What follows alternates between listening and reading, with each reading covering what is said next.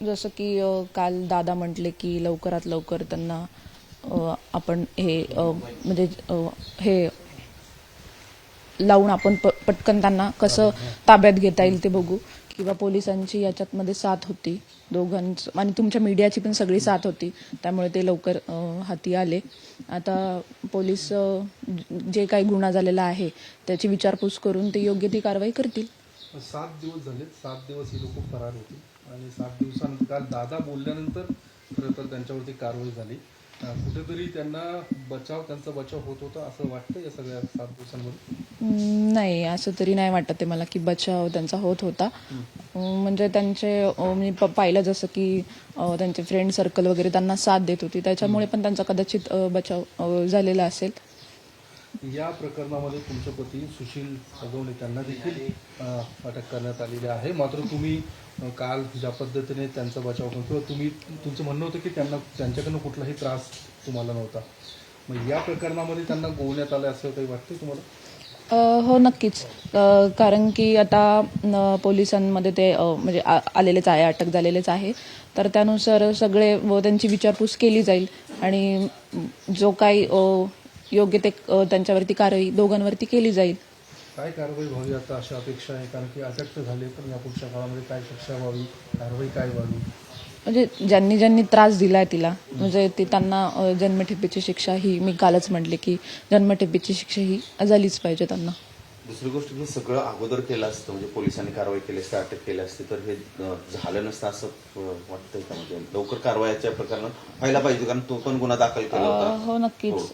मी म्हणेल की जर माझे मिस्टर असले तरी त्यांनी लवकर, म्हणजे त्यांनी फरार न होता लवकर त्यांनी समोर येऊन जर सांगितलं असतं की हे काय माझा संबंधच नाहीये याच्यात वगैरे, नक्कीच आज त्यांना म्हणजे ते याच्यातून बाहेर पडले असते किंवा अटक नसते झाली. म्हणजे जे मेन सूत्रधार आहे ते तर म्हणजे मीडियासमोर आलेलेच आहे चौघेजण. ते गुन्हा दाखल झाला कोर्टमध्ये तुझ्या संदर्भात, त्यावेळेस पोलिसांनी कारवाई केली असतं, पुढचं वैष्णवीचं प्रकरण घडलं नसतं, असं सगळं प्रकरण झालं असतं. हो, नक्कीच. की त्यावेळेस जर पोलिसांनी योग्य ती कारवाई घेतली, म्हणजे हाती लावली असती, त्यावेळेस पण यांना पकडायची भूमिका घेतली असती, तर ते नक्कीच आजही नसतं झालं. दुसरी गोष्ट अशी की निलेश चव्हाणवर गुन्हा दाखल झालाय वारजे पोलीस स्टेशन. हा निलेश चव्हाण कोण आहे, काय कुटुंबाची तुमच्या संबंध होता, हे सगळं माहिती आहे तुला? तो कधी म्हणजे माझं नवीन लग्न झालं तेव्हा तो म्हणजे सारखा यायचा घरी, पण मला इतकी माहिती नव्हती. पण नंतर थोड्या काही काळानंतर मला कळलं की ते असे करिश्मा म्हणजे माझे नणंद आहेत त्यांचे फ्रेंड्स आहेत म्हणून, आणि ते कायम माझ्या भांडणामध्ये वगैरे ते असायचे, म्हणजे वैष्णवीच्या म्हणा किंवा आमच्या म्हणा भांडणामध्ये ते असायचे. बाळाला जेव्हा घ्यायला आली तेव्हा बंदूक दाखवली त्या म्हणजे वैष्णवीच्या नातेवाईकांना असं सांगितलं होतं. खरं तर त्यांनी बंदूक दाखवल्यानंतर त्यांना बाळ दिलं नाही, परत ते पवळेंकडे गेलं. हे पवळे कोण आहे? ते माझे मामा सासरे पवळे जे आहेत ते, आणि त्यांचं नाव अण्णा पवळे असं आहे, आणि त्यांच्याकडं दिलं गेलं होतं असं मला मीडिया थ्रूच कळालं. आणि म्हणजे जो निलेश चव्हाण आहे त्याच्यावरती एवढे गुन्हे दाखल असून त्याच्याकडे रिव्हॉल्वर कशी आहे हे मुळात कारण आहे. तो धमक्या देत होता म्हणजे तो विचित्रच, म्हणजे गुन्हेगारच असं समजायचं आपण की तो तेवढा बोलू शकतो, करू शकतो ह्या सगळ्या गोष्टी.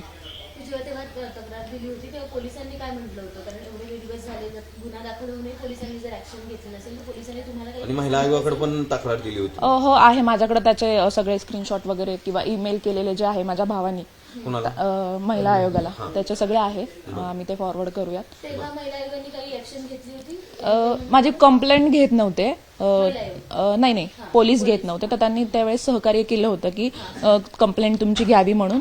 तेव्हा त्यांच्याशी माझं बोलणं झालं होतं की ते तुझी कंप्लेंट घेतील म्हणून. त्याच्यानंतर काही झालेलं नाहीये, म्हणजे पुढे नाही. एबीपी माझा, उघडा डोळे बघा नीट.